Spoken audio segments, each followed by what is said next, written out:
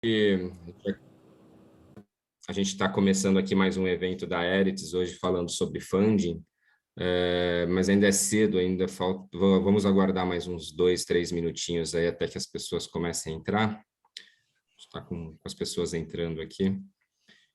E a gente começa em breve, por volta de umas 9h05.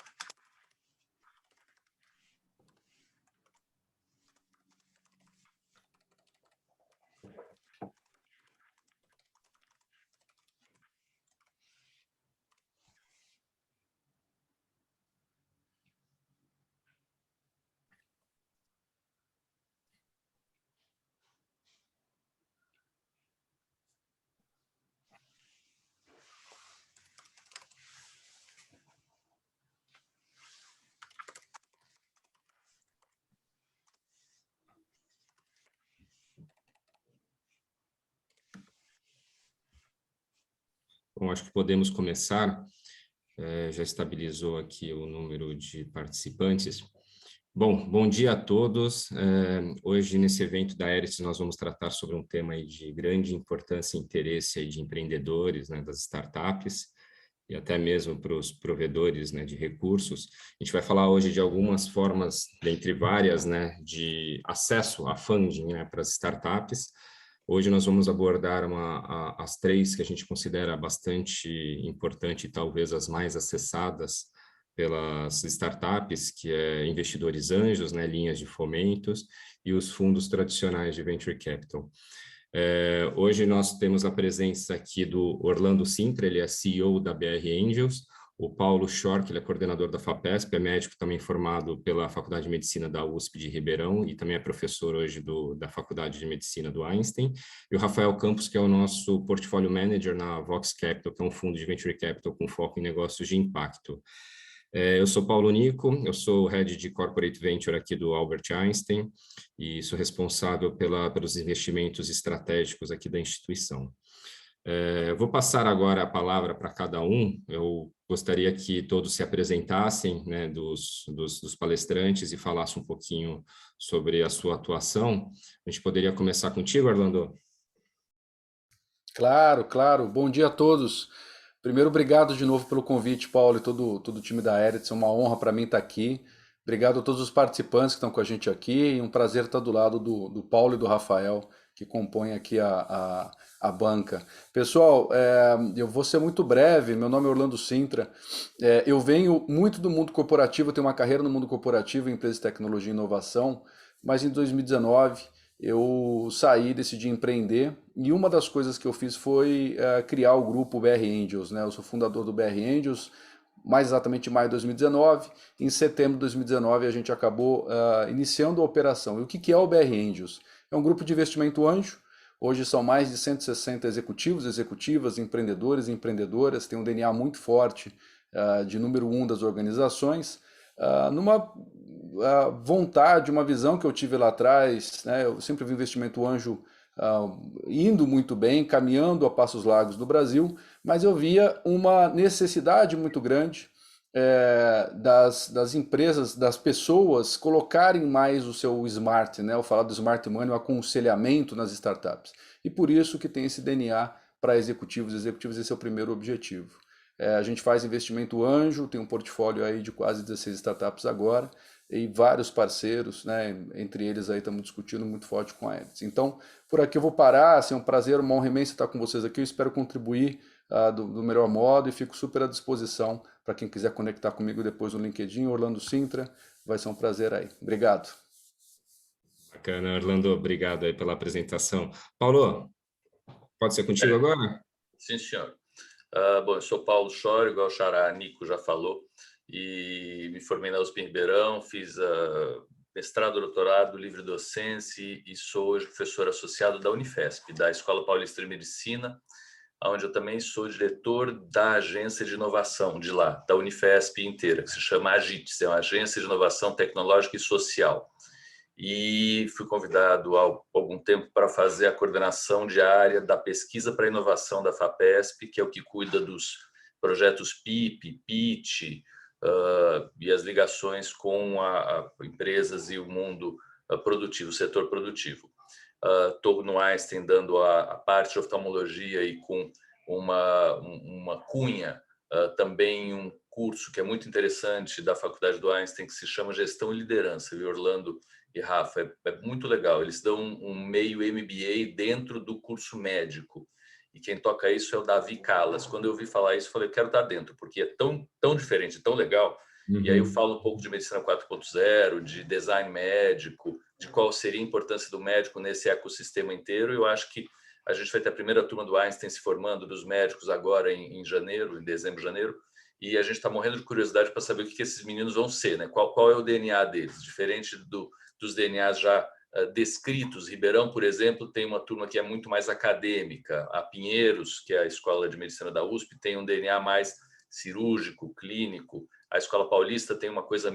Então, quem vão ser esses meninos? Mas eu estou junto e acompanhando e animado nesse sentido daí. Então, eu tenho muito mais uma vertente assim de formação acadêmica e de pesquisa mesmo. Sou da pós-graduação da oftalmologia da Escola Paulista, que é nota 6 para 7 na CAPES há muito tempo, tem uma produção razoável, e navego nesse mundo aí da pesquisa e do desenvolvimento tecnológico desde sempre.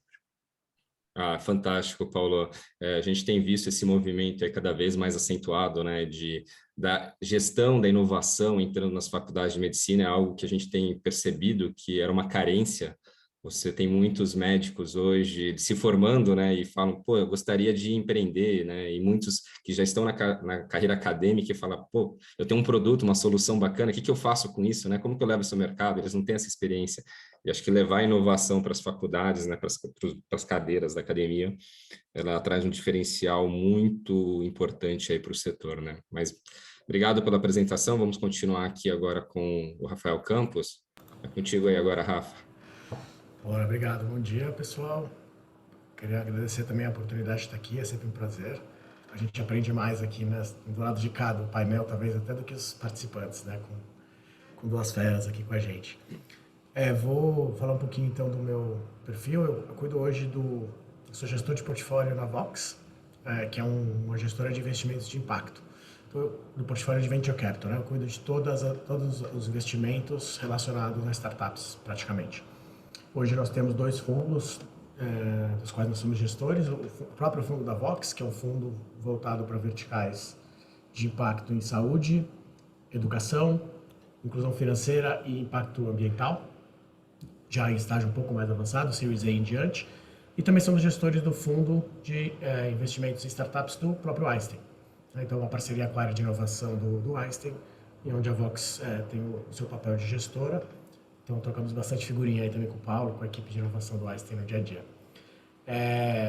Antes disso, antes de cuidar aqui de startups, eu já passei um pouquinho pelo mundo corporativo, 13 anos de mundo corporativo, empreendi na corporação, então fui um intraempreendedor, saí e empreendi fora, sou investidor anjo, e participei de um programa de aceleração por 2 anos. Eu coordenei uma aceleradora de startups early stage em São Paulo. Então, eu meio que juntei todos os caminhos possíveis para chegar em Venture Capital, onde a gente olha diferentes estágios de investimentos. E acho que aí compõe um pouquinho onde estou hoje. Legal, Rafael. Eu acho que em cima até do que o Rafael falou, é interessante abordar essa diferença, né, entre o que a gente faz aqui no Einstein e o que eles estão fazendo conosco, né? Hoje, por conta de um FIP que nós temos e precisava de uma gestão terceirizada, né, CVM, aí nós temos essa relação com a Vox e eles cuidam então dos nossos investimentos.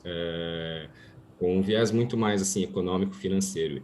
E aqui do nosso lado, a gente como um investidor estratégico, né, que é o papel do Corporate VC, a gente olha esses investimentos que também não excluem a possibilidade de retorno, mas porém o viés é muito mais estratégico. A gente vê o que a solução pode trazer como um diferencial competitivo para o Einstein e muitas vezes pegar as soluções dessas startups que a gente percebe, né, que tem um potencial de inovação, a gente traz, desenvolve juntos, ou até mesmo valida essa solução internamente, rodando um piloto, fazendo uma POC, como uma forma também de contribuir para o ecossistema. E fazendo sentido, a gente pode fazer um investimento tanto via Einstein como um investimento estratégico, ou direcionar para o fundo fazer esse investimento através do FIP, né, do fundo que nós temos estruturados. Então é isso, pessoal. Obrigado pela apresentação de todos vocês. A gente vai dar início aqui às sessões de perguntas. Seria interessante que, independentemente do direcionamento de cada pergunta para cada palestrante, que todos possam interagir, né, entre nós aqui. E o público, fique à vontade também de interagir. Vocês podem levantar as mãos aí, que aí vocês são trazidos pela nossa equipe aqui para aparecer e para falar, ou mesmo mandar as perguntas pelo chat, para que a gente possa tornar essa discussão aqui bastante enriquecedora. Bom, vamos começar aqui, eu acho que podemos começar aqui então pela ordem, né, falando um pouco com a BR Angels. Tem uma pergunta aqui para o Orlando. Orlando, você poderia falar um pouco mais então para o público e também para as pessoas que têm interesse em investir aqui, né? Quem que pode ser um investidor anjo? O que motiva uma pessoa a se tornar um investidor anjo, apesar de todo esse risco que tem no estágio que eles normalmente entram, né? Hoje, o que você acha que é a maior motivação e por que esse movimento ele tem crescido muito nesses últimos anos? Legal, Paulo, excelente pergunta, obrigado. Eu acho que vou começar do seu comentário final. Todo investimento em startups, né, venture capital no geral, no Brasil nos últimos anos tem crescido muito, né? Se a gente olhar os números, e o Rafael, que é da Vox, vê isso aí, principalmente quem está fazendo rodadas maiores, tem crescido demais, o que é bom, né? Se a gente olha o benchmark Silicon Valley, né? Vamos olhar o Silicon Valley como benchmark. A gente ainda está muito além do ponto de vista de valores absolutos. Mas quando a gente olha só Brasil e percentuais de crescimento, todo ano, né, a gente vem batendo recorde. Normalmente, entre maio, junho, a gente já fez o volume do ano anterior, e aí o que vem para frente é só crescimento, o que é muito bom. E eu acho que o que explica isso muito é a economia, né, que a gente está vivendo, quer dizer, taxa de juros caindo, isso trouxe o pessoal para um risco maior, e a popularização também de negócios. Eu tive muita experiência no mundo corporativo, eu lembro que muitas empresas olhavam lá atrás e de forma reticente as startups, né? Olhavam como, poxa, startup é um negócio que eu não sei, talvez seja mais uma modinha, talvez uma coisa que a gente não precise olhar tão forte. Hoje, todas as grandes empresas, né, que estão olhando para o futuro criam seus corporate ventures. Eu vou pegar até a Eretz, que tem assim uma referência muito boa de mercado. Eu acho que a Eretz é fruto disso também, né, de grandes empresas olhando e falando: precisamos inovar, precisamos ter nosso tapete vermelho aqui para as startups. Isso agora trazendo para o investidor anjo, né? Quem pode ser o investidor anjo? Eu acho que todo mundo pode ser investidor anjo. Tem alguns senões que você mesmo já comentou aí, Paulo. Eu acho que o primeiro é um investimento de altíssimo risco, né? Se você acha que bolsa tem risco, o investimento anjo ele tem muito mais. Então, assim, acho que o primeiro ponto é esse: todo mundo precisa estar alerta de que a gente vê muita notícia no mercado boa, né? O unicórnio agora saiu aqui, tal empresa foi comprada ali. Mas investimento anjo é algo que você tem que fazer olhando o portfólio, ou seja, ter aí 20, 30 startups investidas para você poder ter uma maior chance de retorno. Quem pode fazer, quem pode investir? Qualquer pessoa, né? É importante você ter um dinheiro reservado para isso que você não vá utilizar, né? Então você tem que literalmente pensar em investir e esquecer desse dinheiro. O anjo do investidor anjo, ele requer sim que você coloque algum capital intelectual, que você, além do seu dinheiro, você dedique seu tempo para a startup. E como último ponto, eu diria o seguinte: algo que eu sempre falo para todos, né? Nunca faça isso, nunca invista sozinho. Você não precisa fazer um investimento anjo através do BR Angels, ou da Anjos do Brasil, ou de qualquer outro grupo anjo. O Brasil tem mais de 20 grupos anjo super competentes. me relaciono com vários deles. O próprio Rafael foi da Anjo do Brasil, ou o Invest ainda por lá. Assim, tem vários grupos muito bons. Investir sozinho é furada, pessoal. Por quê? Porque você vai ter preconceitos, né, seja positivos ou negativos, em torno de um negócio, e a chance de você errar, ela aumenta exponencialmente. Então, se você quer começar, se você quer fazer investimento anjo, busca um grupo que tem a ver com o seu DNA, que tem a sua cara, mas faz isso aprendendo com os colegas, olhando, utilizando aí o que a gente chama da inteligência coletiva, porque isso vai diminuir e muito as suas chances de errar, além, obviamente, de trazer boas startups, né? Trazer um deal flow, te apresentar boas startups. Legal, Orlando. Você falou muita coisa aí de extrema importância, né? Hoje a gente tem no Brasil muitas pessoas fazendo investimentos em todas as modalidades, com falta, né, de um conhecimento técnico, né? Então, muito naquela ânsia de tentar ganhar, né, ter um retorno rápido, elevado e acaba confiando muito, né, no que se falam por aí, através desses YouTubers, né, pessoas que também a gente duvida aí da capacitação desse pessoal e acaba perdendo dinheiro. Então, quando a gente vai para o investimento anjo, ainda que é muito maior, se o cara vai sozinho, ele tem um risco muito grande, né? Estatisticamente, o índice de sucesso das startups, ele é muito baixo, né? Está bem abaixo, aí está em torno dos 5, entre 5 e 10, assim, aí falando sendo bastante otimista. Então, é bem bacana essa orientação que você passa para o pessoal, é se conectar mesmo com as redes, discutir, interagir, para não ficar enviesado, né, até por questões pessoais, perspectivas pessoais, para poder fazer um investimento mais assertivo e sempre pulverizando, né, porque dada a grande assimetria que existe de retorno, né, no investimento desse perfil, um investimento é capaz de trazer o retorno de todos os outros que venham eventualmente a não ter sucesso, não dar certo, né? Exato. Deixa, vou jump in, já que você deixou quebrar o protocolo, falou desde o começo, era para a gente intervir, viu? Interagir. Paulo, venham nas respostas dos outros. Complementando o que vocês dois falaram, concordando completamente, mas eu acho que indo mais a fundo ainda. Provavelmente uma comparação, como o Orlando estava falando, me veio na cabeça a análise fundamentalista e a análise gráfica da Bolsa, né? Que está todo mundo mais ou menos familiarizado com isso. Eu sou fundamentalista, não, eu sou grafista, o meu negócio é ganhar no dia, está subindo, eu compro também. Não dá para estar subindo e compra também em startup, que é o que vocês estão falando. Não dá para ouvir falar, vamos na vibe, eu vou pegar uma carona aqui, vou ganhar uma puta grana. Não é assim que funciona. E não é assim que funciona mesmo. Então, quando vocês estão falando venham para fundos que estão consolidados, é porque os fundos entendem profundamente da questão. Mas eu queria ir mais para o lado ainda do investidor anjo, como sendo um investidor que ele é quase que um analista do fundo por si só.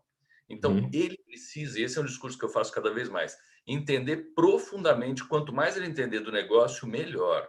Então, eu vou... E aí tem uma pergunta aqui, todas as empresas são na área da saúde, eu também, Smart Cities Constructors.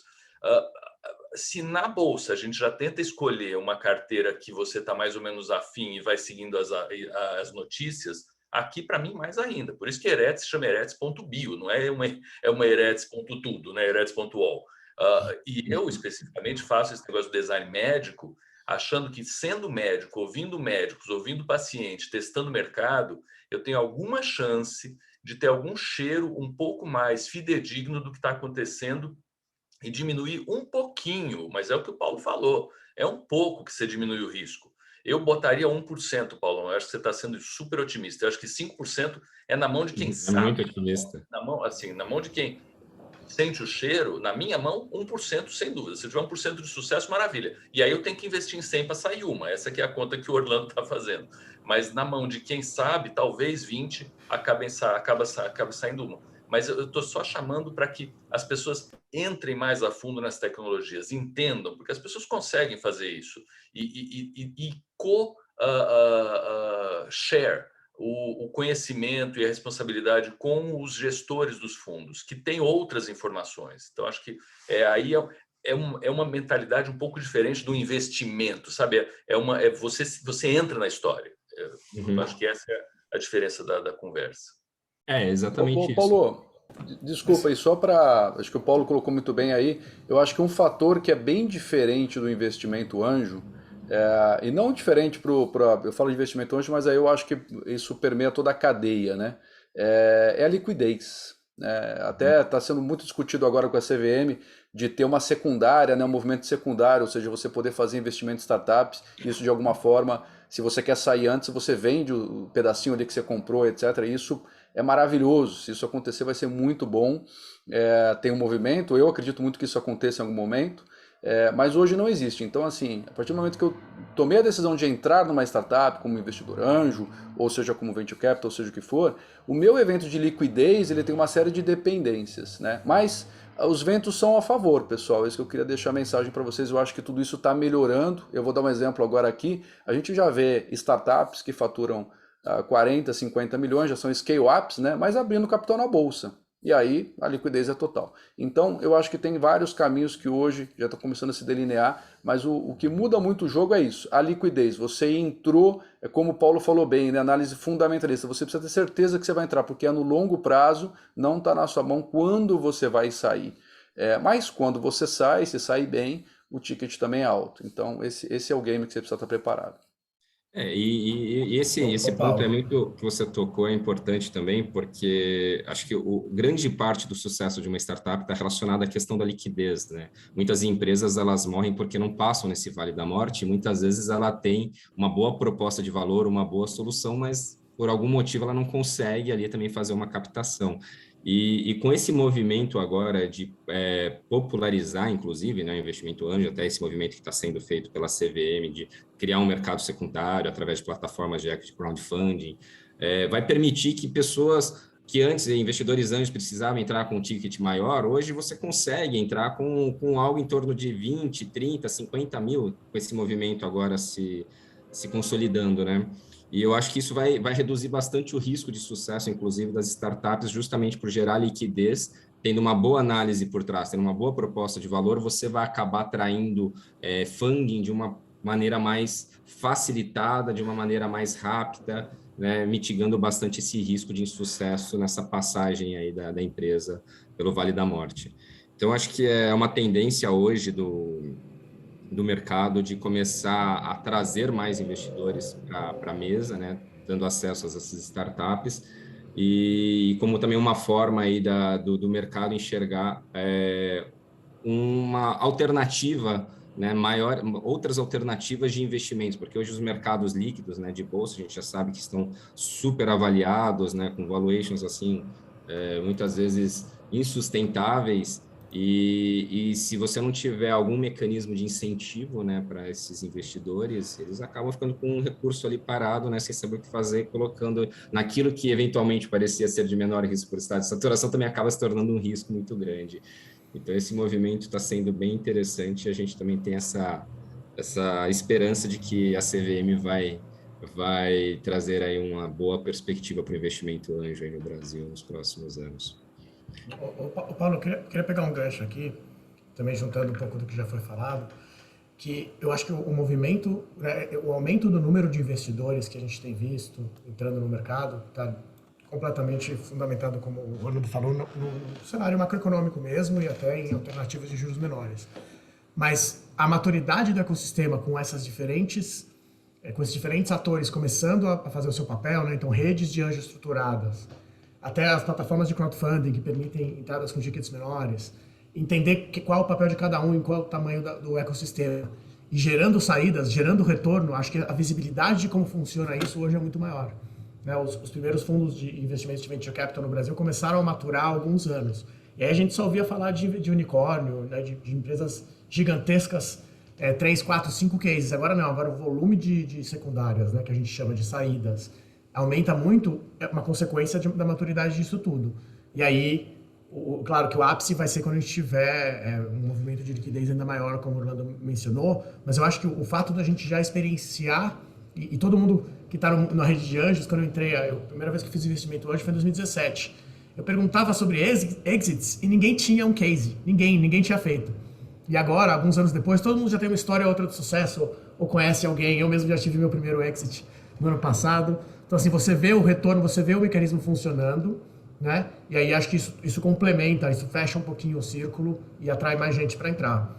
Mas eu reforço muito o que a gente falou no começo, assim, né? A abertura do Orlando acho que é essencial. Eu também comecei sozinho, e além de errar na avaliação, é difícil você acompanhar, né, no dia a dia e realmente agregar valor ao longo da jornada da startup. Com redes, com grupos, eu acho que isso fica um pouco mais estruturado. Né? Primeiro, você consegue entender quais as competências você tem na rede e atuar pontualmente, né? Intermediar isso para trazer o smart do smart money no momento certo. Acho que isso é muito bacana. E até para acompanhar a parte técnica do investimento mesmo. Né? A startup recebeu novas rodadas de investimento. Como é que eu calculo a minha participação sobre isso? Né? Nem todo mundo tem esse know-how. O que significa todas as cláusulas que estão aqui nesse contrato? Nem todo mundo tem esse know-how. E acho que os formatos que têm se encontrado, apoiado em redes, em instrumentos de financiamento estruturados, como por exemplo, as plataformas de crowdfunding, ajuda muito quem não é do segmento a entrar com um pouquinho mais de segurança, mas mais que tudo, a realmente aportar valor nas empresas ao longo do período e não só deixar o dinheiro lá e ficar olhando, né? Para ver se porque não é um gráfico da bolsa. Você pode, a diferença da startup é que o smart você realmente pode influenciar um pouco o direcionamento do negócio se for bem estruturado. Então acho que isso tem sido bem bacana observar nos últimos meses, aí anos talvez. Legal, Rafael. É muito rica essa discussão. Acho que se a gente continuar aqui, vai terminar o evento e a gente só vai ficar falando sobre o investimento anjo. Acho que vamos partir para uma próxima que é de extrema relevância hoje e de desconhecimento de grande parte de empreendedores. Eu deparo com isso direto e quando comento, os empreendedores não fazem que não tem noção de que existe essa possibilidade de fomento, né? Pelas essas linhas de fomento que nem a FAPESP. Então, Paulo, acho que seria legal você falar um pouco sobre o PIP, né? Para que como que você consegue aplicar? Existe alguma contrapartida? Como que as startups aplicam para esse PIP da FAPESP? Qual tipo de startup pode aplicar? Quais são os requisitos, estágio, solução? Se puder falar um pouquinho aí para os empreendedores também terem noção disso daí, seria bem interessante. Legal. Começo da conversa, eu acho que a FAPESP, é bom lembrar que é uma fundação de amparo à pesquisa do Estado de São Paulo. É a fundação de amparo à pesquisa mais bem avaliada, mais bem estruturada, mais bem financiada do Brasil, que tem os melhores resultados, não porque nós somos paulistas, mas porque ela é a mais antiga e a que se estruturou melhor com mais dinheiro. Ela conseguiu que 1% do ICMS do Estado fosse para essa fundação.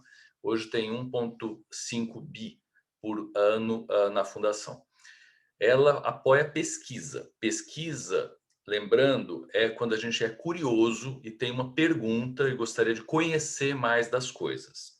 Tem nada a ver com inovação, nada a ver com startup diretamente.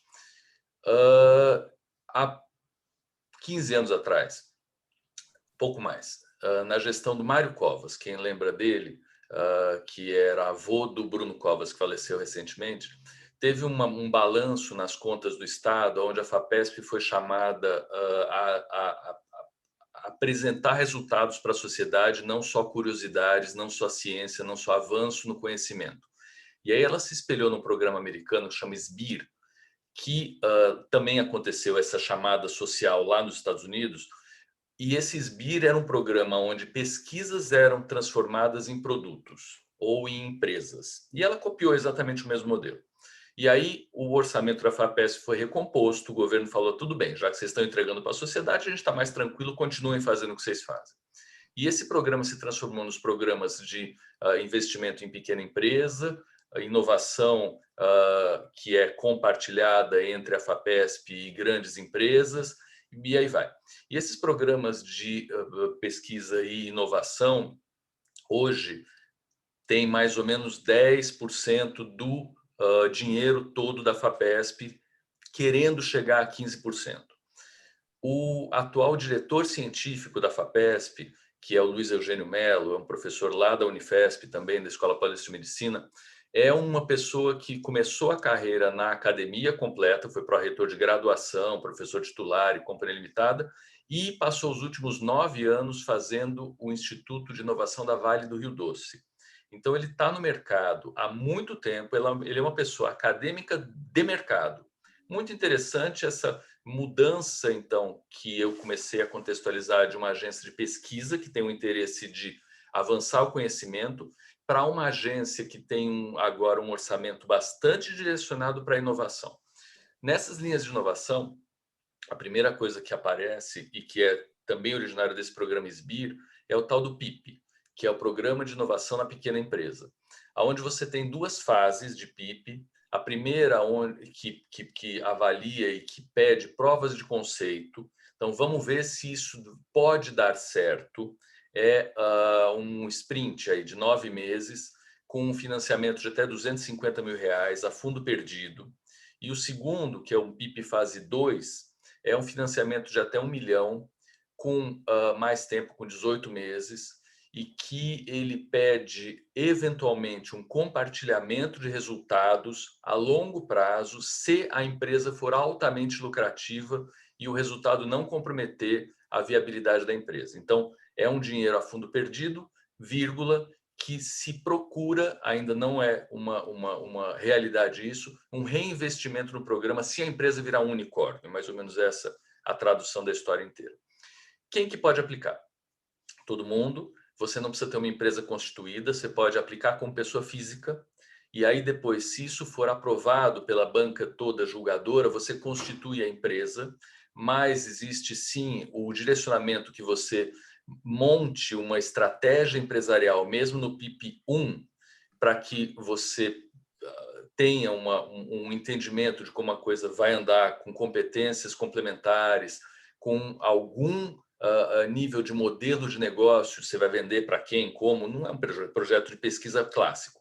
Mas isso acaba atraindo e é mais fácil e é mais direto para grupos de pesquisa já relativamente solidificados. Então, como é que a coisa naturalmente flui?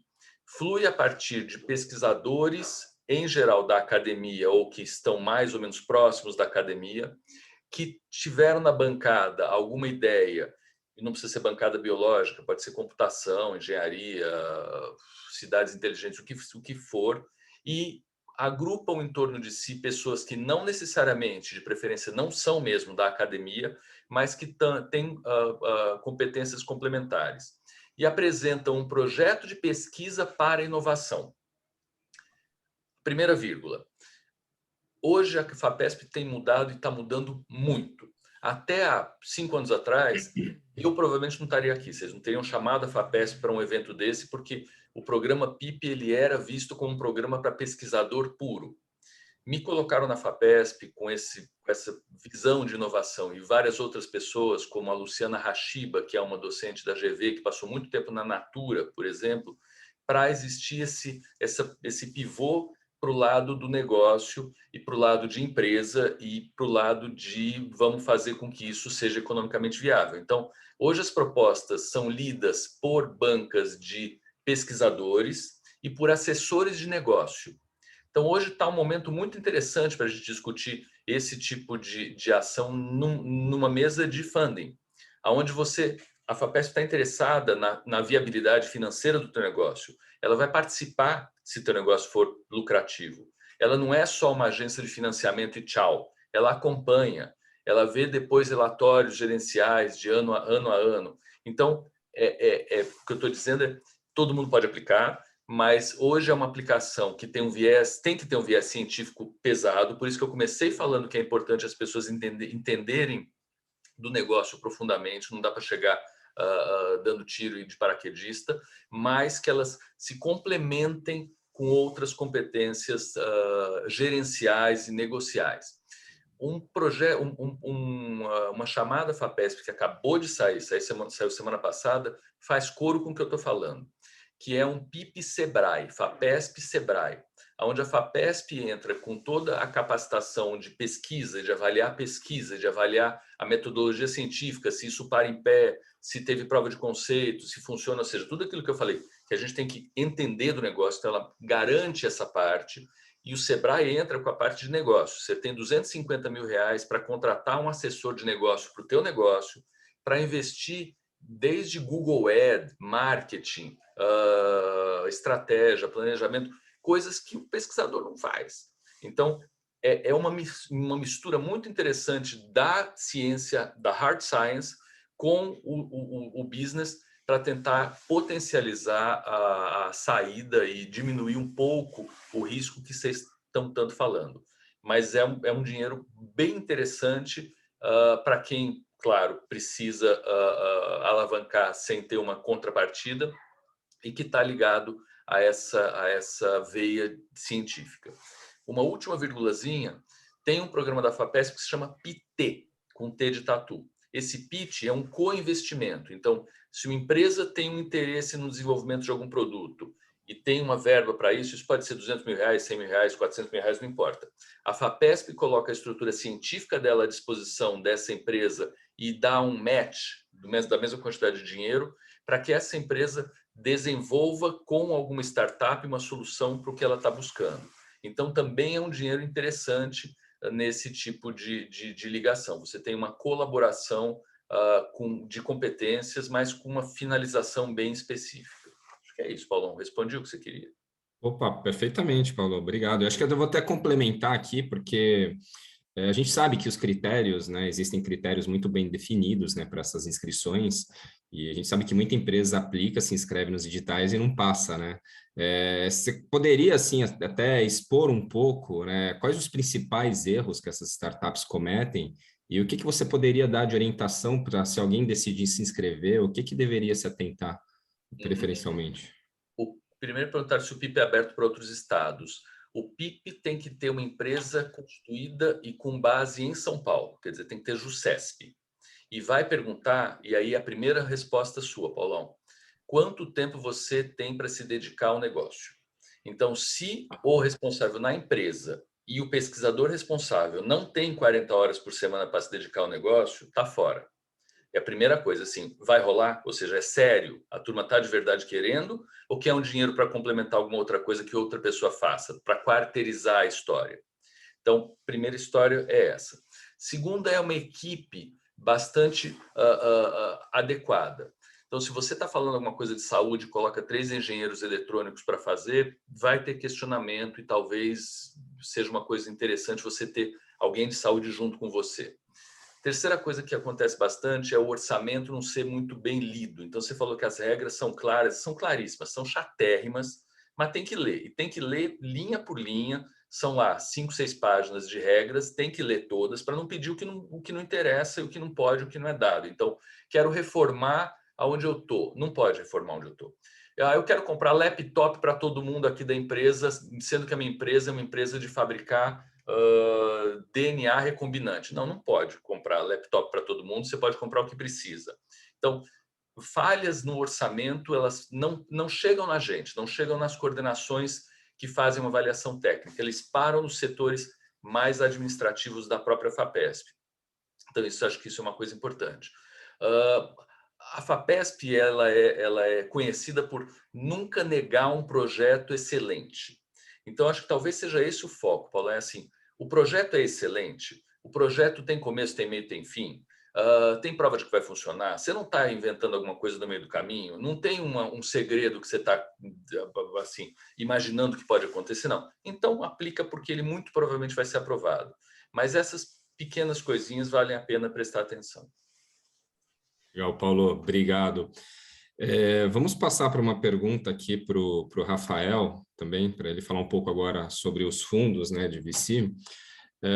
Rafael, o que você acha que é importante, né? O que a Vox leva em consideração na hora de investir numa startup? O que você acha, qual que é a principal orientação que você dá para os empreendedores para eles negociarem com fundos de venture capital? Bom, eu acho que uma primeira é entender o ecossistema e saber com quem você está falando. Então, um pouco disso que a gente falou, né? A gente tem vários atores, vários momentos de desenvolvimento de um negócio, de uma startup, e o fundo, ele vem numa escala um pouco mais adiante, usualmente, né? A maioria dos fundos investem a partir do momento que a gente chama seed, né? Quando a empresa já tem um produto levemente validado e começa a tracionar. A gente entra no estágio ainda um pouco mais adiante de crescimento. E aí, então, entender com quem você está dialogando é o ponto de saída, né? Eu estou no estágio para falar com o fundo, esse fundo tem uma tese na qual eu me adequo, né? Então, saber quem está do outro lado da mesa, esse é um ponto. E o segundo é que a jornada é muito longa, né? Esse é um entendimento importante também, né? Provavelmente você vai falar com dezenas de investidores antes de ter um avanço, e é natural isso.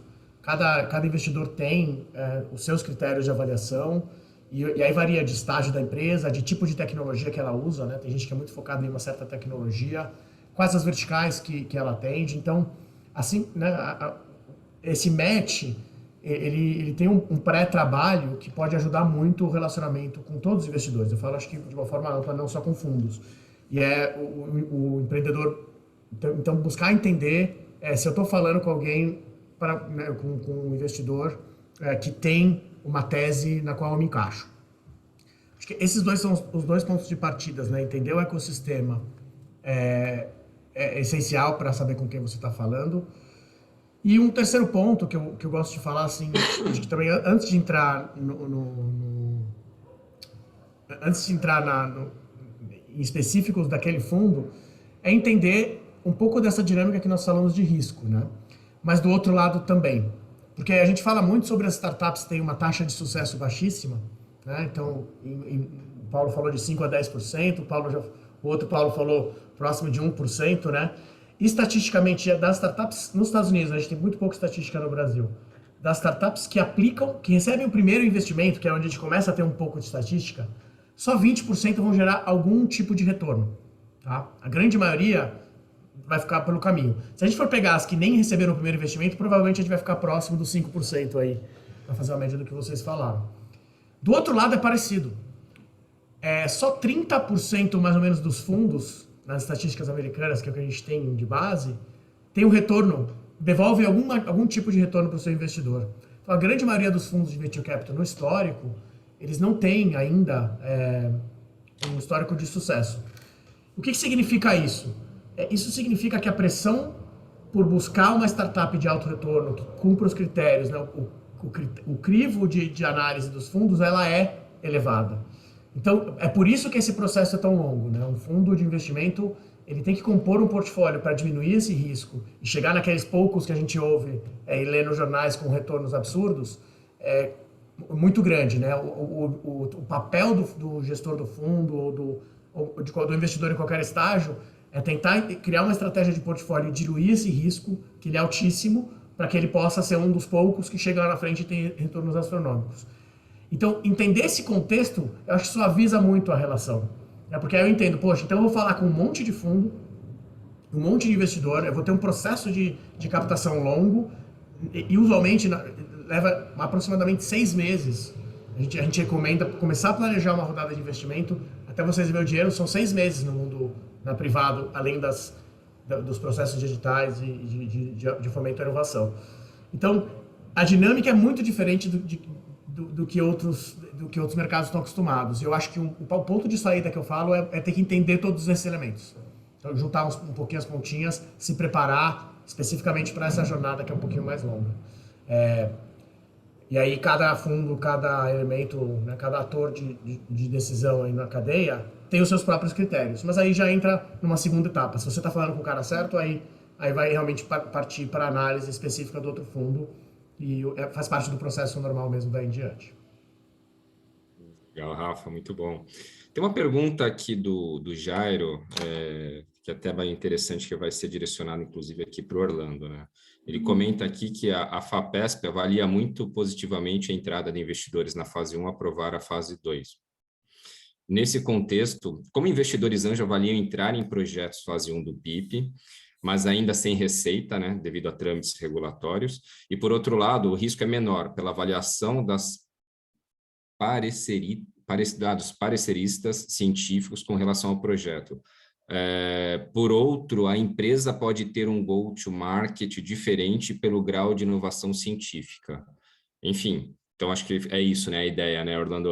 Como que vocês avaliam essas empresas que ainda não têm receita, mas já têm aprovação de um PIP, por exemplo, mas ainda não tem receita por questões de trâmites regulatórios e ela pode ter um go-to-market diferente pelo grau de inovação. E outra dúvida é como que vocês fazem o valuation nesse caso, né? Essa acho que é uma dúvida aí que permeia bem o ecossistema nesse estágio de desenvolvimento das startups. Pode comentar um pouquinho, Orlando? Claro, claro. Obrigado pela pergunta, Jairo. E eu vi algumas pessoas perguntando aqui, Paulo, se me permitir, depois eu coloco o nosso site sobre como eu quero buscar investimento anjo, como é que eu faço, né? A gente Legal. pode depois direcionar, isso é super simples. Pessoal, primeiro eu acho que eu entendi que a pergunta foi direcionada à FAPESP, mas eu vou tomar a liberdade de abrir isso para o tema de co-investimento, né? É, eu acho que não tem preconceito. O Rafael falou uma coisa no início sobre o porquê que hoje o investimento anjo, o investimento no geral, ele cresceu muito, né? E o Rafael falou muito bem sobre os seus vários players, né? Então imagina assim, eu gosto de comparar isso como uma escala de ensino, né? Você tem lá o prézinho, você tem o pré-primário, o primário, né? E vai crescendo, vai para o ensino fundamental, universitário, pós-graduação, MBA e por aí vai. Isso é uma escala, né? Imagina que você tem um país em que você não tem o meio do caminho, você não tem o começo, você não tem o fim. Vai faltar, né? A pessoa se desenvolve até determinado momento, depois, e aí, o que ela faz? E isso que segura, eu acho que o desenvolvimento. No caso de todo o mapa de investimento, eu acho que o que o Brasil tem hoje é que ele conseguiu criar vários, né? Conseguiu criar essa esteira. Então isso ajudou muito. Eu estou contando toda essa história porque eu acho que com todas essas engrenagens funcionando hoje, elas funcionam. O ecossistema ele olha muito para o co-investimento. Significa que se uma empresa teve um funding por crowdfunding, pela FAPESP, por um outro grupo, né, um outro grupo de anjos entrou primeiro, ou às vezes você tem venture capitals que fazem rodadas super grandes, já colocando 500 mil reais na startup pequenininha lá, e você fala, poxa, mas o que esse fundo que é enorme, que coloca aqui cheques de 30 milhões para cima, tá fazendo colocando 500 mil aqui? A estratégia é muito simples, né? Eles estão vindo lá embaixo no nascedouro, já falando, olha, me interessa, eu estou colocando alguma coisinha aqui, que esse dinheiro não vai fazer falta, mas eu quero acompanhar. Então isso tudo está acontecendo. E a parte mais legal de tudo isso, para quem conhece o mundo corporativo, que é super competitivo, ou seja, se eu sou de uma empresa, o Rafael é de outro, o Paulo é de outro, o Paulo Nico de outra, a gente não vai aqui fazer uma live em conjunto aqui, né? A gente vai se espetar nessa live numa empresa corporativa, porque eu vendo um produto, outro vende o outro, né? A gente concorre. O ecossistema não, né? O ecossistema ele é totalmente colaborativo. Não tem uma concorrência de eu falar, poxa, eu estou vendo uma startup aqui, eu não quero que ninguém veja, né? Se isso existe, gente, é exceção. Talvez até exista. Mas a ideia é colaborar. Isso posto, é super bem-vindo você ter a FAPESP fazendo um trabalho, você ter um outro grupo fazendo um trabalho, e você poder colher, né? O olhar do investidor anjo deve ser sempre assim, qual o valor que esse grupo, essa entidade está aportando nessa startup? É só dinheiro? Tudo bem, pode ser só dinheiro. Não, é dinheiro mais conhecimento, eles vão abrir portas, eles estão colocando conhecimento científico. Então tudo isso agrega, tá? Então isso é bem visto. Qual que é o ponto de cuidado, pessoal? Que aí também o ecossistema todo olha isso e é legal porque há uma preocupação do futuro, né? É coisas como cap table, né? O quanto essa startup está se diluindo no começo. Se eu vou investir numa startup agora e ela já está, sei lá, 30% diluída, eu sei que o Rafael lá da Vox, quando ele bater nesse negócio daqui 3 anos, ele vai falar assim, cara, mas já está diluído demais. Se agora a gente colocar 10 milhões de reais nessa empresa, os fundadores não têm mais controle dela. Isso é interessante? Talvez naquela fase não. Então tem uma preocupação em como é que esse empreendedor está se diluindo, o equity é o bem mais precioso do empreendedor, como ele está se diluindo e por que ele está se diluindo, né? E é esperado que esse porquê não seja só eu precisei de dinheiro, então eu fui lá e captei, né? Então, eu acho que a preocupação é mais essa, é como é que esse fluxo vai para frente, do que quem está investindo. Quem está investindo vem uma preocupação positiva de como é que a gente pode tirar um proveito disso no bom sentido, né? Como é que essa entidade vai agregar. E a mesma coisa acontece com o BR Angels, quando ele está investindo agora, a gente quer criar um baita valor na startup, colocar muita mentoria, abrir as mais de 1.500 portas que a gente tem mapeado, para que o Rafael, quando olha essa startup, fala, tá vindo do BR Angels, poxa, já vem preparado, os empreendedores já tiveram mentoria, ajudaram nas vendas e por aí vai, tá? Sobre o último ponto, Paulo, do valuation.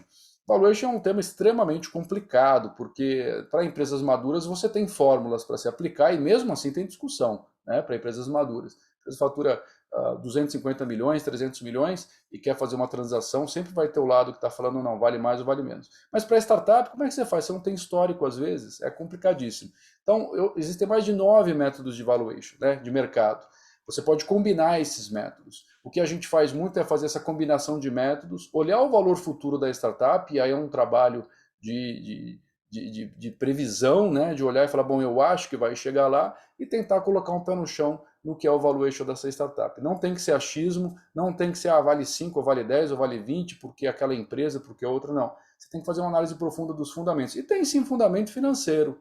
Aí você fala, uma startup pré-operacional. A gente investe em pré-operacional também, dá tickets de R$300 mil até R$3 milhões em startups operacionais. Esse é o espectro que a gente pega. Pegamos uma de R$300 mil pré-operacional, o que a gente vai fazer? Qual que é a previsão de faturamento dessa startup? Eu não vou nem falar de lucro, porque deve estar longe de lucro, o break-even, a gente nem vai olhar isso, mas de faturamento você precisa ter uma ideia de crescimento. O empreendedor precisa ter isso, até como uma ambição. Então a gente vai usar isso como um componente, mas vai olhar o mercado, o tamanho de mercado, quem são os players envolvidos, vai olhar a concorrência, vai olhar o momento atual do país, se é mercado externo, como é que é esse mercado lá fora, o que essa startup pretende, como ela pretende crescer, né? Ela vai precisar de muito funding, não vai, ela vai conseguir capital, não, tudo isso para a gente influencia nesse valuation. E quando ficar difícil, para finalizar, o que a gente faz? Tem vários mecanismos de valuation futuro. Então você coloca esse risco para o futuro, onde você vai assumir o empreendedor também. Então, tá bom, você está falando que vai faturar em 12 meses R$10 milhões. Não sei, pode ser. Vamos fazer o seguinte, então daqui 12 meses, se você faturar, o valuation é X. Se você não faturar, é Y. E aí é um jogo que a gente gosta muito de fazer. Por quê? Porque o risco está dos dois lados. A gente não quer nem que o empreendedor deixe, né, dinheiro na mesa, e a gente também não quer que a gente fique aí, né, de repente, entre num valuation que não seja a realidade. Então, Paulo, não sei se eu respondi a pergunta corretamente. Não, respondeu excelentes colocações. Acho que com relação às métricas, hoje existem diversas e elas vão se tornando um pouco mais tangíveis a partir do momento que a empresa já está no mercado, né, tendo receita, né? O desafio também, acho que até para complementar, são aquelas empresas que ainda não têm essa receita, né? E aí eu costumo falar muito para os empreendedores, eu falo, cara, primeiro de tudo, você está começando, se você ainda não tem receita, ainda você está num processo ainda de product market fit, de validação, cara, mas você precisa de recursos. Procure primeiro quais são as fontes de funding que pode te ajudar agora. O famoso FFF, né? Famílias, amigos e outras pessoas que queiram colocar aí recurso. Se você tiver um projeto de pesquisa interessante, de um produto bastante interessante, você pode ir para a linha da FAPESP. Agora, você pode... mas nesse momento é muito importante você também ter consciência do que você quer executar e quanto você precisa de dinheiro sendo com os pés no chão, porque assim, você não vai conseguir um valuation estratosférico no momento que você ainda tem que validar um produto. Né?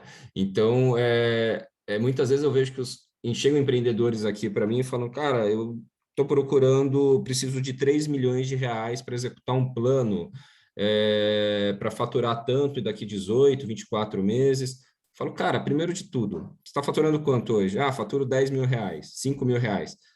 Pô, primeiro de tudo, cara, como que você acha que você vai chegar nessa projeção e quer pedir 3 milhões agora?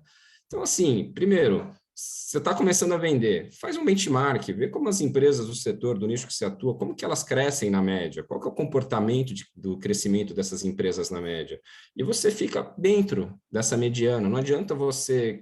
como que você vai sustentar que você cresce a 40% ao ano, sendo que o mercado como um todo cresce 10%, por exemplo, né? E assim, refaça suas projeções, pense que você está num período de cash burn, você não vai conseguir gerar caixa agora, você vai queimar para provar sua solução, para provar seu mercado. Então, pô, faça mais com menos. Você está falando de 3, reveja seu headcount. Você precisa de comercial agora, se ainda não está validado, você precisa de tantos desenvolvedores ainda, porque se você não encontrou seu product market fit, você vai precisar pivotar eventualmente. Faça com menos. E porque se você falar de 3 milhões a um valuation que não é sustentável, você vai ter uma diluição muito grande, que é como o Orlando comentou, e você não vai conseguir levar essa empresa para as próximas rodadas. E se você perder o controle aí, logo aí enquanto você ainda está crescendo a sua empresa, pô, é um tiro no pé. Você vai ter dificuldade depois de conseguir fazer novas rodadas. Então, eu sempre falo, reveja as projeções, faça menos com mais, sacrifica um pouco do seu lado. Eu vejo que tem muito empreendedor que validei a solução, vou fazer uma captação, 3 milhões, você vai ver nas projeções de headcount do cara, o cara quer tirar 15 mil reais por mês, né, de Prolabore, você fala, não faz sentido, né? Então, assim, a sugestão, a recomendação que a gente deixa é reveja, faça benchmark, vê como que as empresas do setor elas crescem na média, projete em cima desses benchmarks e procure fazer sempre mais com menos nesse começo, que é para garantir, para trazer mais segurança para sua empresa, para garantir que você não vai ter uma diluição muito grande no começo, para não ter problemas mais lá na frente. Ô, Paulo, dentro da fala de vocês dois tem um elemento que eu gosto de falar com os empreendedores, que é o seguinte: nem sempre o valuation alto é bom para você, como empreendedor. Exatamente, Tá dentro exatamente. dessas falas aí, que é bem isso que você falou. Exatamente. O cara, pô, lá na primeira rodada, nossa, conseguiu um valuation de 300 milhões, minha empresa vale muito, legal. Passa-se 12 meses, ele vai captar, e o próximo, né, elo da cadeia olha e fala: sua empresa não vale isso não. Assim, você não consegue captar. Então é uma jornada, né? É uma maratona, não é uma corrida de 100 metros, que hoje vale 300. No papel ela pode valer o que for, mas o que ela vai valer mesmo é quando as próximas rodadas forem aportando. Aí você valida, você marca a mercado a empresa, né? Então é por isso que o que foi dito aí nas falas de vocês reflete muito isso, né? A consequência de fazer isso ao longo da jornada da startup, porque a característica de venture capital é essa. São vários momentos de captação para um passo de cada vez, é validar uma hipótese, testar o product market fit, testar a tração, escalar, né? Então a gente tem essa construção exatamente para isso. Então, valuation nem sempre um valuation alto é bom para o empreendedor. E é difícil entender isso. Paulo, se eu puder só, o Rafael acho que tocou num ponto fabuloso, né? Eu venho do interior de São Paulo, minha família é de Mogi das Cruzes, e meus pais sempre falavam uma coisa que eu levo para minha vida toda, sempre fui acelerado, né? Eu sempre quis correr com as coisas, fazer bem feito, mas fazer rápido. Eu acho que o que o Rafael falou é isso. Startup executar bem é o que a gente quer, executar rápido, executar de forma assertiva é o que a gente quer. Queimar etapas não, né? Eu sempre ouvi isso dos meus pais. Tudo bem você acelerar, mas nunca queime etapas, nunca queira sair daqui e ir lá para cima, porque mesmo que você consiga, vai te faltar alguma coisa nesse meio aqui, uma experiência, e você vai ter que voltar. E às vezes a volta demora até mais. Então, acho que fica a mesma dica para as startups, né? Eu acho que isso é uma regra da vida. Queimar etapas não tem atalho, não tem, você tem que fazer algumas coisas, você tem que passar por elas. E o que o Rafael colocou de forma brilhante é isso. São essas etapas que às vezes você fala, meu valuation saiu de 5 para 100.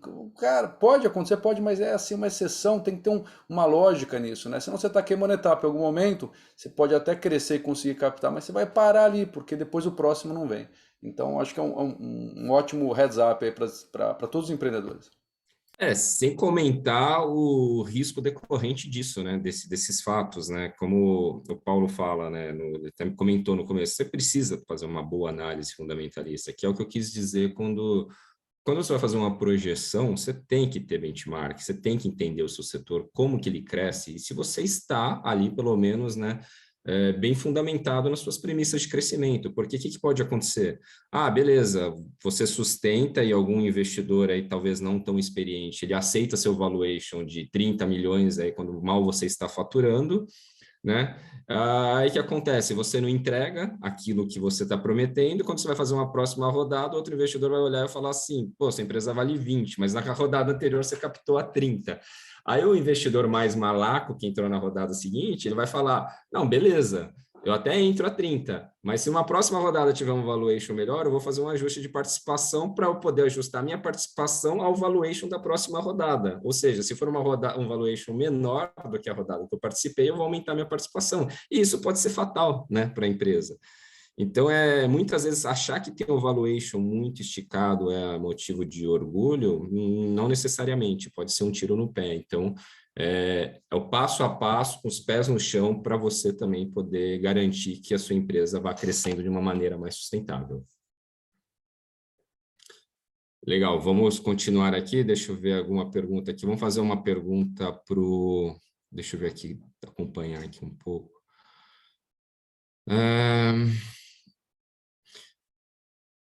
Tem uma pergunta aqui, então, para o Orlando. O BR Angels é um grupo formado por muitos CEOs, né? Como que você avalia a percepção e a importância dos executivos de grandes empresas ao se aproximarem das startups? Sim, obrigado pela pergunta. É um grupo formado em grande parte por CEOs, empreendedores, aí tem executivos, uma mescla de executivos e empreendedores, muita gente que já investiu em startup. Eu acho que essa aproximação ela é muito boa, né? Eu sempre vi nos executivos aquele conhecimento muito forte das corporações, do mercado, e obviamente que falta às vezes para quem é de corporação a pitada da startup, né? Aquela velocidade, aquela agilidade, etc. Mas eles aprendem isso muito rápido. Por outro lado, para as startups, é fundamental a experiência que muitas vezes essas pessoas já tiveram ou estão tendo. Então a gente tem no BR Angels, por exemplo, 9 grupos de mentoria, onde todos os 160 associados participam. São grupos de vendas, legal e compliance, financeiro, tem um grupo de ESG agora, ESG. Então tem 9 grupos no total, onde as startups investidas, isso só vale para as investidas, a nossa mentoria é sempre voltada àquelas que a gente investiu, nunca mercado aberto, que a gente não conseguiria fazer dessa forma.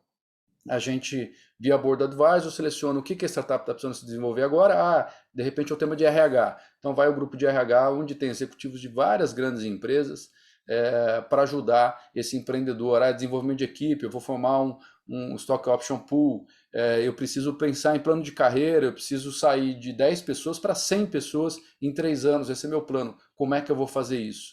Então, esse grupo ajuda a startup com o quê? Uma mentoria estruturada, desenvolvendo com eles um plano. Né? De novo, não é consultoria, isso é importante, a gente não toma a decisão pela startup, nem pode, mas a gente dá mentoria. Olha, você pode ter esse caminho A, B e C, você pode ir por aqui, esses são os prós e contras, esse caminho B, caminho C. E, obviamente, essas pessoas têm um networking muito extenso. Então, a gente faz tanto essa parte de mentorias como abertura de portas. O que é abertura de porta? Startup investida vira para a gente e fala, olha, eu quero conversar com Albert Einstein, eu quero falar com Carrefour, eu quero falar com Votorantim, eu quero falar com Gerdau, eu quero falar com Pão de Açúcar. Nós temos 1.500 empresas já mapeadas, onde os associados, obviamente, por estarem em grandes empresas e ter uma rede de relacionamentos extensa, eles abrem portas. Então isso acontece recorrentemente, isso é quase que transacional. A gente tem uma startup que recentemente deu um depoimento e falou, vocês investiram 1,5 milhão na gente, e vocês já geraram, pelas portas que vocês abriram, mais 1,5 milhão de receita só esse ano. Né? Então, que valor que tem isso? É um valor superior. Esse, para mim, é a essência do smart. Só que você só faz esse smart money, né? Essa parte smart do money, esse aconselhamento, essa mentoria, essa ajuda, se for de uma forma estruturada e se as pessoas que estão do outro lado têm conhecimento para passar isso. Né? Dificilmente você vai ter a mentoria de alguém que não tenha conhecimento daquilo, muito provavelmente você vai ter uma conversa vazia. Então, eu acho que esses componentes, quando a gente olha o mundo corporativo, ele é muito rico, porque as pessoas que estão lá conhecem muito, e é legal ver que essas pessoas também, quando começam a beber na fonte da inovação, falar com as startups, elas quase que se transformam, né? Elas vão se realimentando, vão aprendendo, mas esse é um papo muito legal. Para quem está no mundo corporativo, quem já foi, falar com startups, ter contato, dar mentoria, abrir portas, cara, é oxigênio, né? Oxigênio puro, porque você sai daquela caixinha que o mundo corporativo te coloca, e tem que ser assim mesmo, não tem nada de errado com isso, porque é o mundo corporativo, ele tem que funcionar dessa forma, mas te leva para um mundo mais de inovação. Então, eu acho que tem aí, Paulo, um ganha-ganha entre os dois mundos, né? Tem volta para aquele que está mentorando todo esse conhecimento que eu falei, ele acaba aprendendo também, né, e bebendo na fonte de inovação. Obviamente, se ele está investindo na startup, ele tem também o interesse de que essa startup cresça. E para o empreendedor, tem alguém do outro lado que tem mais experiência num segmento, em determinado segmento de negócio, e que tem um desejo genuíno também de fazer o negócio crescer. Então, o que a gente sempre usa é assim, você já imaginou mais de 150 CEOs trabalhando para a sua startup? É isso que a gente tenta fazer na prática, né? Os feedbacks têm sido positivos, mas o subproduto final disso, que eu vejo muitos executivos de grandes empresas executivas, eles acabam levando para suas empresas tudo que eles aprendem da inovação, que é bom também, porque tira aquela miopia corporativa de você achar que porque eu sou grande, eu sou uma empresa estruturada grande, eu não preciso inovar, né? Eu não tenho nada para aprender. Eles todo dia estão vendo que tem coisas novas para aprender e acabam retroalimentando isso para suas empresas. Legal, Orlando. Obrigado, Orlando, pela contribuição nesse aspecto. Tem uma pergunta aqui do Carlos Papini, é a dúvida, né, sempre que permeiam esses empreendedores, né, as pessoas. Normalmente, pela experiência e modelagem de vocês, o Smart Money gira em qual faixa de investimento financeiro e por qual participação? Carlos, não tem uma fórmula, tá? Não tem uma receita, uma fórmula mágica. Isso vai muito do perfil do investidor, mas o que você tem que ter em mente cara, é aquilo que a gente já veio comentando. O quanto que você está diluindo em cada rodada, a ponto que você consiga chegar em um Series A aí, pelo menos aí com 60% de participação ainda na empresa, entre 50% e 60%, pelo menos com o controle da empresa, tá? Mas esses estágios mais iniciais, a gente sempre recomenda algo no limite, para uma primeira captação, algo entre 12, 15% de diluição. Eu ainda acho 15 muito puxado para uma primeira rodada, tá? E tem muita gente investidor, por exemplo, anjo, né, hoje no mercado, que já põe um dinheirinho ali, põe 200 mil reais na empresa e pede 20%. E o empreendedor desavisado, né, desinformado, inexperiente, acaba pegando e acaba tendo um problema no cap table, porque como que você tira uma pessoa dessa lá na frente? Você fazer uma saída, um cash out de 20%, uma captação, depois um valuation muito grande, cara, 20% é muita coisa para você tirar. Então, assim, tem que tomar esse cuidado numa primeira rodada. Falando pela Eretz, aqui pelo Einstein, a gente gosta de ter algo assim a partir de 8%. E aí, muito para justificar o valor que o Einstein, como corporação, vai agregar para aquela empresa que a gente selecionar aí para fazer o investimento, né? A gente, sob essa ótica de smart money mesmo, o Einstein ele procura contribuir bastante, né, com todos os nossos ativos, auxiliando a empresa no seu crescimento. Então, é esse cuidado que você tem que ter. Não tem uma quantidade inicial e nenhum percentual, mas, assim, se preocupe sempre em tentar diluir o menos possível no começo. E para você diluir menos, você tem que usar menos recurso, porque se você quer diluir pouco e pedir muito recurso, seu valuation tem que estar alto, e a gente acaba caindo nesse mesmo problema, né, de valuation muito alto. Então, assim, a mágica está saber como você ponderar todas essas variáveis de forma a chegar num estágio maior aí de captação com cap table bastante saudável e atrativo para os fundos. E isso é um negócio que é muito levado em consideração pelos fundos, tá? É cap table. Você tem que ter um cap table saudável, quanto menor a diluição, melhor, mais fácil de você conseguir fazer uma captação com o fundo, tá? Alguém quer complementar alguma coisa com relação a isso? Eu quero pivotar. Pivotar? Então vai lá. É contigo, Paulo. Não muito, vou pivotar só um pouquinho.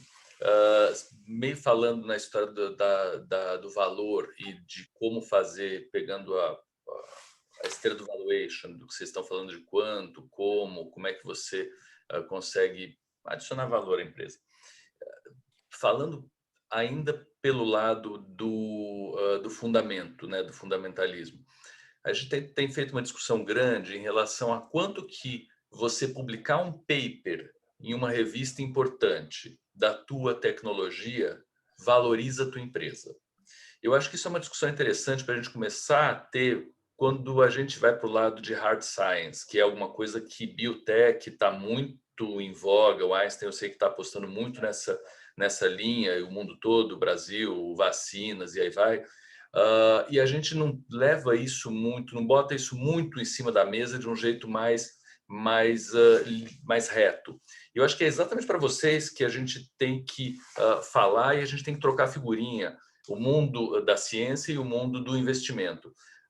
E eu não sei, claro que eu não sei, imagino que vocês também não saibam, mas a gente vai ter que fazer um raciocínio nesse sentido de PI, então, propriedade intelectual, IP, patente, dá uma certa valoração extra para a empresa. Ao mesmo tempo que pode tirar também valoração. Eu tenho uma IP e essa IP é junto com 10 outros grupos, não está me interessando em relação nenhuma com você, porque eu não vou conseguir resolver isso de jeito nenhum. Na academia, o que a gente tem feito é a IP órfã, para a gente não vale nada. Então, é muito pouco interessante eu ter uma patente só da Unifesp, porque já demonstrou uma falta de interesse, que é o que o Orlando está falando, do ecossistema como um todo. Então, eu já não me organizei para que essa patente fosse feita em direção a um cliente potencial, um usuário potencial. Então, eu acho que esse raciocínio também é importante na construção, no desenho todo da empresa, da valuation e depois para que isso seja transformado em número. Então, a IP, como ela é construída? Com quem ela foi construída? Ela é importante? Ela está atrapalhando? Vamos conversar sobre isso, já tendo em vista o aspecto econômico e negocial. não só como eu me sinto muito importante tendo uma patente, vou colocar no meu currículo Lattes, que aliás está fora do ar, porque isso para mim vai me valorizar muito. Não, mas para a tua empresa não é importante agora ter patente, muito pelo contrário, vai atrapalhar. É importante você fazer um segredo industrial e vai para frente. Temos além da patente, um paper, temos uma publicação, essa publicação vai expor o que eu estou fazendo, como que eu faço uma publicação sem expor, para não diminuir o valor meu no futuro. Ou não, é uma publicação estrategicamente importante. Então, eu acho que vocês têm que entrar nisso, isso que eu estou dizendo. Eu acho que vocês têm que entrar nesse desenho desde o começo, porque senão o cientista se perde. E depois, lá no fim, vocês têm que recuperar essa história toda e dar um jeito. Olha, então, valia 100, mas como já falou, a IP já não é mais nossa, agora vale 50. Então, se o desenho for feito a várias mãos, com certeza, no fim, a gente tem uma coisa mais concreta e mais vendável. E aí, só estou fazendo coro com o que vocês estão falando. Tem que ser uma colaboração, mas eu chamo a colaboração mais precoce ainda. Vocês têm que entender mais da parte de ciência e a gente tem que entender mais da parte de negócio. E aí, essa posição de FAPESP é uma posição que me obriga a estar nessas duas pontas, mas quero muito ter nos grupos esse tipo de complementaridade de formação. Legal, Paulo, obrigado pela contribuição. Mas o final é isso, né? Ele gira sempre também o cuidado que a gente tem em termos de, assim, pela experiência que a gente tem, em torno do cap table, né? Como o Paulo mencionou, dependendo da vertical, se é hard science, tem muito capital intensivo, você vai precisar fazer uma captação grande e não necessariamente você também vai conseguir sustentar um valuation grande. Então, é muito do que você vai precisar para executar seu projeto. E aí, cada caso é um caso, né? Tudo vai depender da maneira como você sustenta isso, mas sempre tendo em mente, sempre tendo ali como meta a preservação do seu cap table. Isso é extremamente fundamental no final do dia. E assim, uma das coisas que a gente fala, converse com todo mundo, com o máximo de investidores que você puder, porque isso vai ser uma forma importante de você balizar esse seu valuation, porque às vezes você sai com uma percepção, você vai falar com um cara fala, putz, eu vejo valor, outro fala, não, eu não vejo, e aí cada um atribui um valor diferente. Então, eu sempre também oriento o pessoal, vai fazer fundraising, não é um processo que você faz de uma semana, 2 semanas, aí boas captações, né, aquelas que são mais assertivas, elas levam aí 6 meses para fazer, pelo menos. Mas, assim, antes mesmo de você estar iniciando essa captação, quando você já estiver se programando para fazer, já comece a conversar, antes realmente de fazer. Estabeleça relacionamento, converse com o máximo de fundos que você puder, porque isso também vai facilitar, porque na hora que você for realmente para o mercado, para captar, você já tem essas portas abertas, você já sabe qual a percepção do mercado sobre o seu negócio, você já tem uma percepção de quem são os melhores investidores com quem conversar. Então, é um processo que o empreendedor também tem que ter ali de forma recorrente, está sempre conversando com o mercado, sempre conversando com investidores, sempre se expondo, né? Aquele velho ditado, né? Quem não aparece, quem não é visto, não é lembrado também, né? Então, é uma outra dica que a gente deixa aí para vocês que estão buscando captação. Paulo, eu queria aceitar o convite do outro Paulo de reforçar esse grupo aí. Eu concordo muito com o que ele falou, que eu acho que é natural, uma evolução também da maturidade do ecossistema agora é aproximar ainda mais o entendimento da parte acadêmica com o mundo de venture capital, né? E aí, em algumas áreas específicas, né, usando aí os exemplos de hard sciences, talvez a curva vai ser um pouco diferente mesmo. A gente tem que entender o que significa isso no Brasil. Como é que os mecanismos vão conversar? Porque a análise, se eu pegar o padrão de venture capital, a gente já começa a falar de tração, né, de MVP, tração e tal. E tem alguns segmentos onde isso entra no estágio depois mesmo. Então, a gente tem que entender como que eu valorizo o que tem de base científica ali ao longo dessa cadeia. Não é tão óbvio, né? A gente para muito para pensar quando chega um caso assim na nossa mesa, mas acho que tem ainda muitas pontas do ecossistema que isso passa batido. E é uma coisa que a gente acha que tem que evoluir mesmo, como ecossistema todo, e contem conosco aí para essa discussão, tá? Na hora que for ter, na próxima live, a gente participa, só que eu não sei a resposta, tá? Eu ajudo a formular as perguntas. Boa. É isso aí, Rafael. Aproveitando aí que você já falou, vai, então vamos continuar aqui uma pergunta aí para ti, cara. A gente já comentou isso, mas acho que sempre é legal ouvir a opinião de uma pessoa aí de dentro do fundo, né? Na hora que você vai avaliar uma startup, o que acende o sinal vermelho para você? Essa eu tenho bem claro para mim. Agora eu quero ouvir Nós dos de você. falamos, nós falamos dois dos três que eu acho que, assim, que são produtos mensurar, tá? O primeiro Tem um muito é importante o cap table bagunçado. E mais do Exato. que isso, é não saber disso, tá? Assim, pode acontecer de você chegar no estágio onde você, caramba, meu cap table tá bagunçado e eu aprendi isso agora. Não é o fim do mundo, mas converse com os investidores e você tem que criar um consenso no teu grupo no seu grupo de investidores de que isso vai ter que mudar e que vai ser um trabalho. Se você fizer isso antes de chegar para falar com o fundo, por exemplo, é muito mais fácil.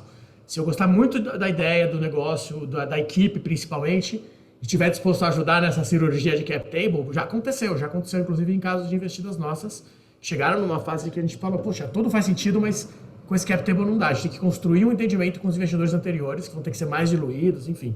Mas é um trabalho extra, e muitos fundos não vão nem ter esse trabalho, né? Então o cap table eu acho que é um que já foi mencionado. E o segundo é o valuation voador, né? A empresa vale tanto, porque o McDonald's vale tanto, né?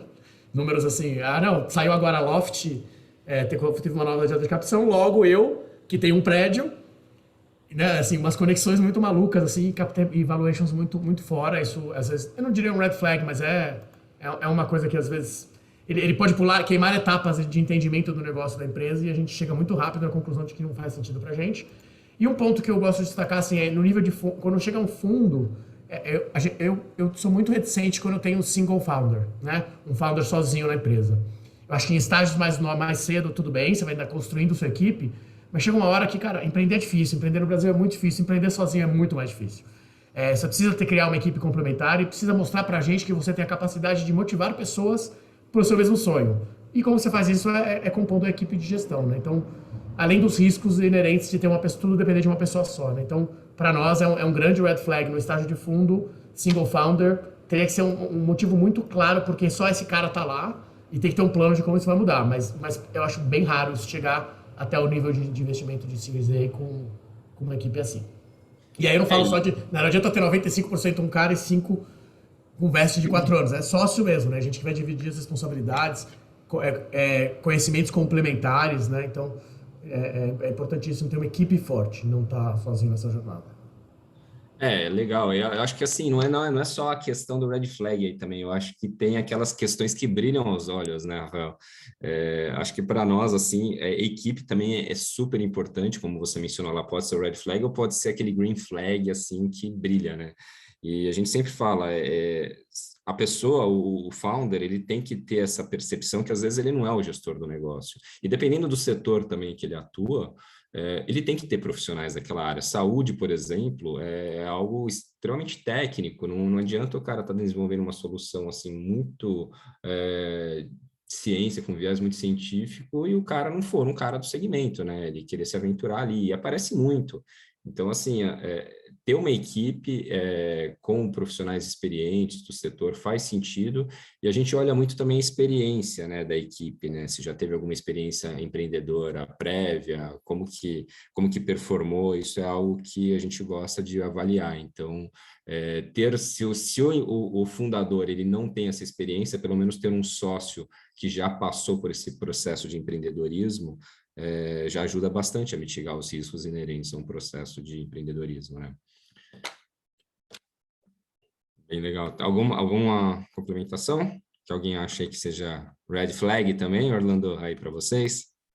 Não, eu acho que o que vocês falaram, a gente olha também da mesma forma. Eu não diria que é red flag, a gente trabalha muito, e concordo 100% com, né, o ponto single founder é algo que a gente cada vez olha mais.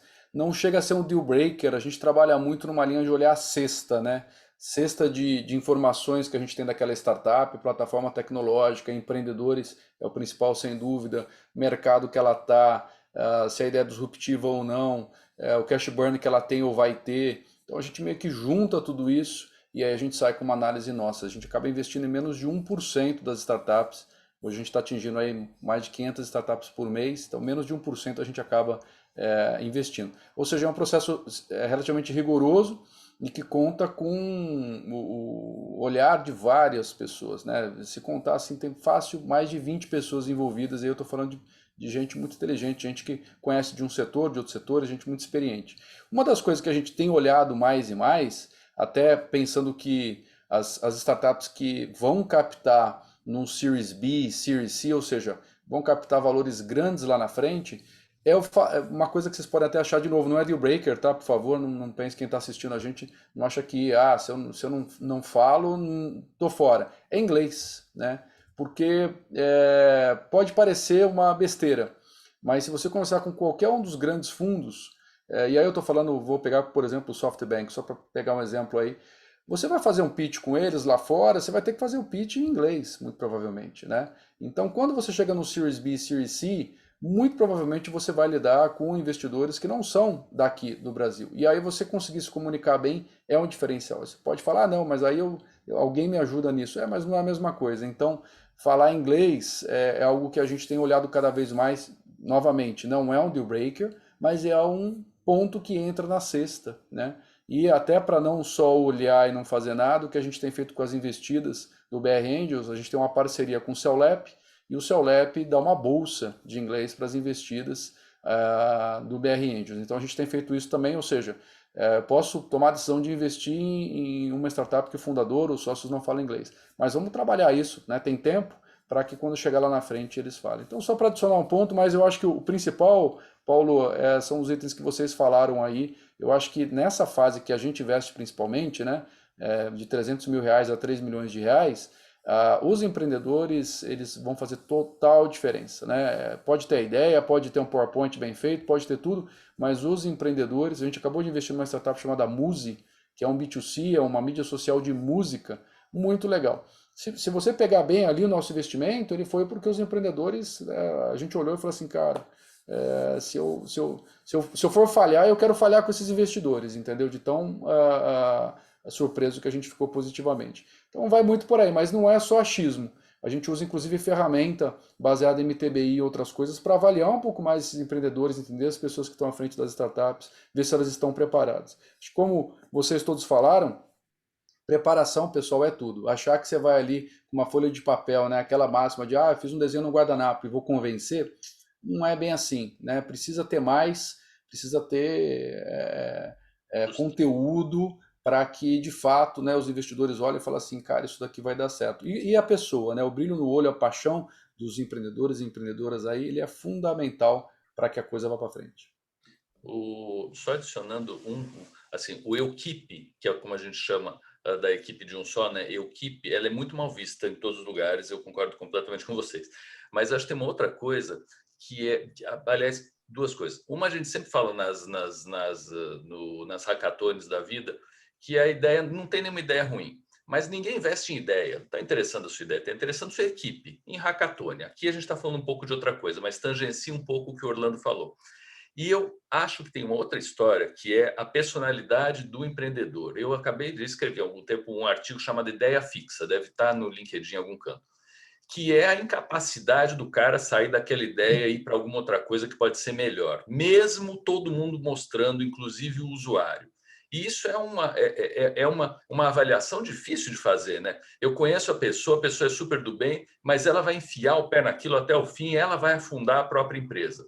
Então, isso é uma outra característica que, para mim, é muito flu. E, de novo, combina com o que o Rafa está falando, só tem a pergunta, não tem a resposta, para que seja bastante bem avaliado. Existindo uma equipe, a chance disso acontecer é menor, mas se a equipe for muito fundamentada em uma pessoa com uma ideia fixa, sem ouvir mentor, a gente tem um problema que não é pequeno e escapar disso não é tão simples assim. Mas eu acho que é importante, na hora que a gente topa ser empreendedor, a gente topar ser um mutante constante, né? Olha, não deu certo aqui, vou para lá, isso realmente era bobagem, muda um pouco, parece besteira, mas a paixão pela ideia pode ser assim uma paixão cega pela ideia, né? Pode ser um grande problema. Sendo oftalmologista, eu consigo falar isso de cadeirinha, de carteirinha.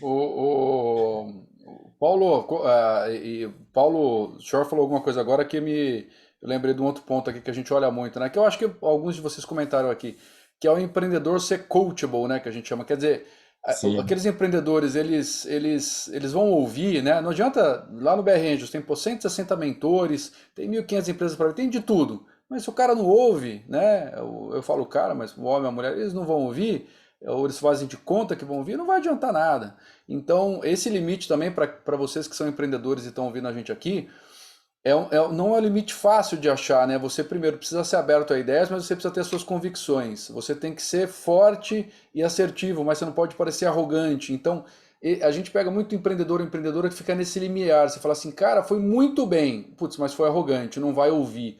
Então, fazer o pitch, né? Ensaiar o pitch, saber passar, não basta ser, tem que parecer, né? Então, quando você vai colocar sua ideia, quando você vai colocar suas convicções, você tem que colocar isso da forma correta, que passe a mensagem correta.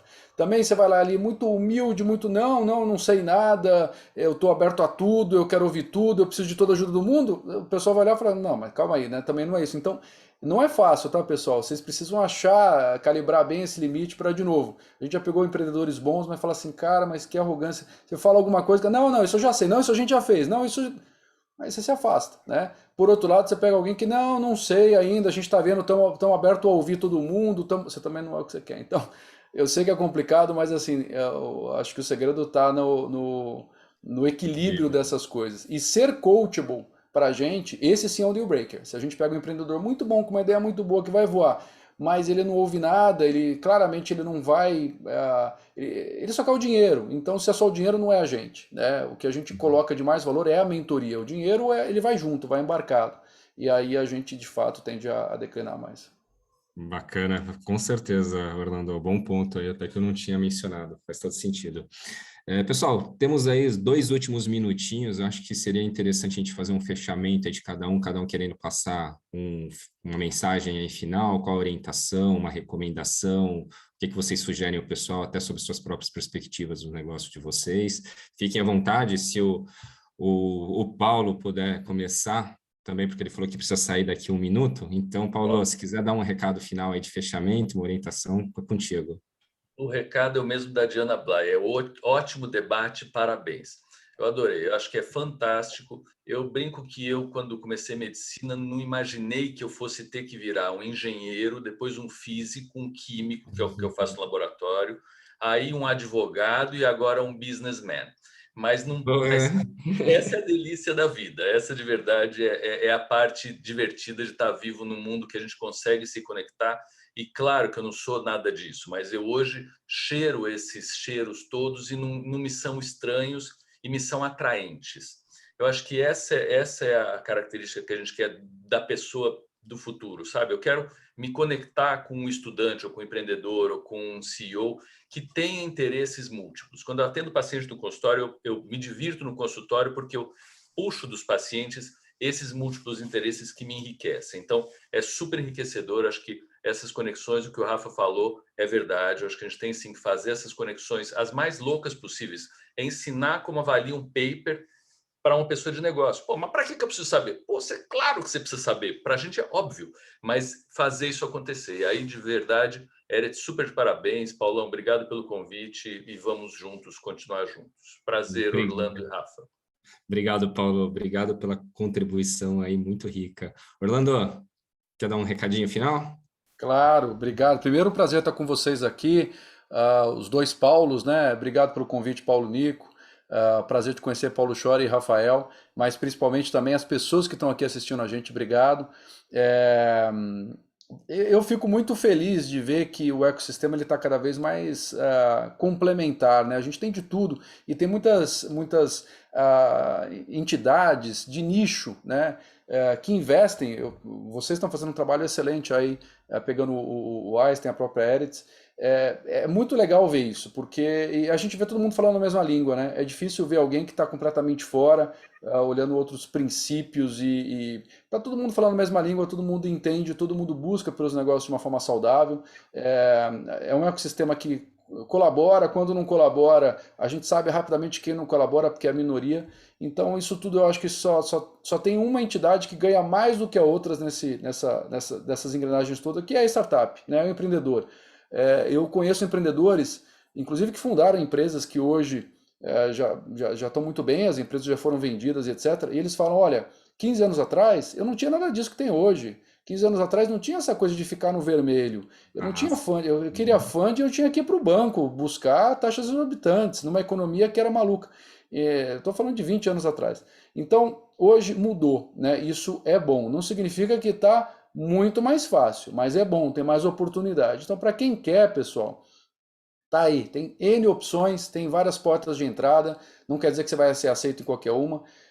Foque, a mensagem que eu queria deixar, assim, se você é empreendedor, não foque nos nãos, foque no sim. Você precisa de 30, 40, 100 nãos, mas você só precisa de um sim. Se você tiver o seu um sim, você vai para frente, né? E se você olhar a história de várias empresas de sucesso até hoje, isso que aconteceu com elas, né? Os empreendedores foram atrás, foram, entre aspas, rejeitados por várias entidades, grupos, investidores, mas chegou um investidor que falou sim e deu certo. Não significa que o investidor que falou não, ele está de má vontade, ou não, ele está te dando a oportunidade de aprender alguma coisa. A gente costuma no BR Angels, quando a gente fala não, porque não encaixa na nossa tese, a gente abre o hall de 52 parceiros que nós temos, do ecossistema todo, e fala, ó, seleciona até 2 aqui que eu vou te abrir porta para eles. Quer dizer, se eu estou falando não, não quer dizer que eu não quero te ajudar, eu quero te ajudar. Então o ecossistema ele trabalha muito dessa forma.